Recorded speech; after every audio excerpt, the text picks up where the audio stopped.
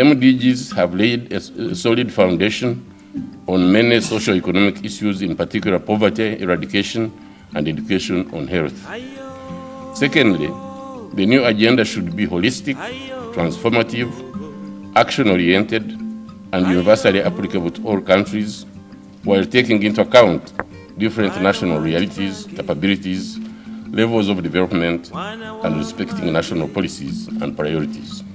Ultimately, the aspiration of the development agenda beyond 2015 is to create a more just and prosperous world where all people realize their rights, live in peace with dignity and hope. The post-2015 development agenda offers an opportunity for Africa to move beyond simply talking about the importance of service delivery, infrastructure, institutions, inclusive growth, decent jobs, and reduced inequality, and to really start putting in place practical measures, markets, mechanisms, and partnerships that make these advancements possible. If you have 35% of your population walking more than a kilometer to get water routinely, daily, and it has a gender dimension, you'll find women, particularly women and children, do this job. And they spend, on the average, the figures we have, 80% of our women, 80% of our women's time is spent doing two jobs, collecting firewood and fetching water. I also want to highlight the fact that issues affecting women are development issues. There is no way we're going to talk about issues of development when we're ignoring 52% of our population.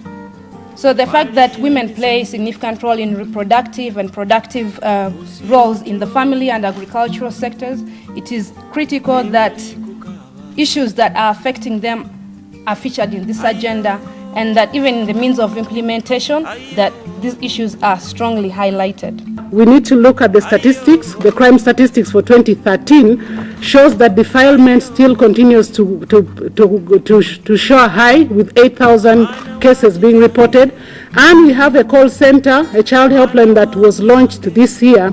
And in the 6 months that the child helpline has been running, we receive over 63,000 calls, out of which 75% are cases of violence against children. So the need to protect children against all forms of violence is critical in the next development agenda.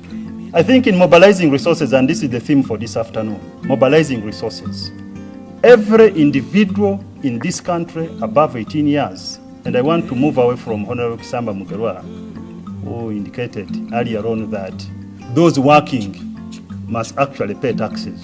I want to say everyone above 18 years should pay taxes. Extremism is the face of the youth because they don't have anything to do. So those with limitless opportunities are taking advantage of our youth. You realize that what failed the proper success of the MDGs was lack of political will and absence of meaningful accountability mechanisms in the original MDs. So I call upon Honorable Kutesa that may we please revise the political will of our leaders and the accountability and their interests, as well as the accountability. Uganda's implementation of the post-2015 development agenda will be greatly hinged on structural transformation. What is structural transformation? I consider it to be the achievement of more Ugandans working at more value-added jobs across more of the country. That is what truly transforms an economy. What is the partnership that develops between a country like Uganda and another African country in terms of development partnership? Does this country consider that another African country is a development partner? Perhaps the time has come to begin shifting that mindset, that partnership on development progress is limited to those who have money to give, as opposed to an exchange of ideas and expertise on development and experiences.